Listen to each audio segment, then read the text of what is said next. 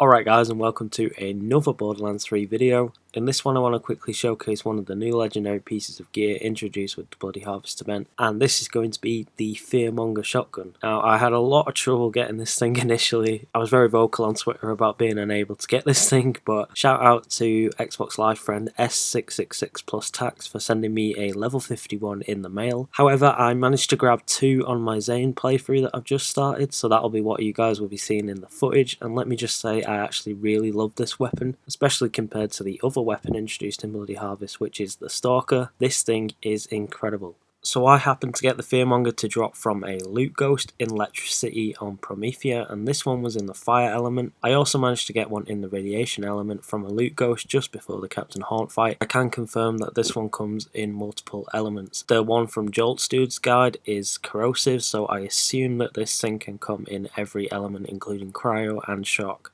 making it pretty versatile for multiple builds. I should also mention that this weapon and all of the other Bloody Harvest legendaries are included in Captain Haunt's loot pool and not just available from loot ghosts. So the red text for this weapon reads, "I can't control their fear, only my own," which is a reference to a line from the character Scarlet Witch in Captain America Civil War. The way this weapon works is it fires sticky projectiles in an almost square pattern in a group of 4. They stick to objects and enemies and explode after a few seconds, dealing damage of the elemental damage type. This weapon is manufactured by Hyperion and therefore always comes with a weapon shield, which is pretty great too. The stats are pretty good across the board, particularly the plus 100 splash damage radius, because splash damage is pretty effective, especially for Moes. As you can see from the footage of me fighting here on Athena, the damage I was dealing was pretty damn good for general mobbing. I should also note that the projectile speed for this weapon is kinda slow, and it can take some getting used to. I have some issues in the footage with trying to deal with one of the heavy enemies, and I was also adamant to kill this pyro heavy with the fire version of this weapon just to get an idea of the damage it can deal against the same type of element. But yeah, overall this is an awesome weapon. You have until December the 5th to grab this thing in-game, as that will be when the Bloody Harvest event finishes, so make sure you grab one of these and the rest of the other Bloody Harvest legendaries while you can before the event comes to an end. Thanks so much for watching and checking out the video. If you found this video useful at all, then please be sure to drop a like and consider subscribing if you are new and love Borderlands related content. Thanks again guys for stopping by and showing me your support, and I'll catch you guys in my next Borderlands 3 video. Stay tuned for more Bloody Harvest content and Borderlands 3 news updates.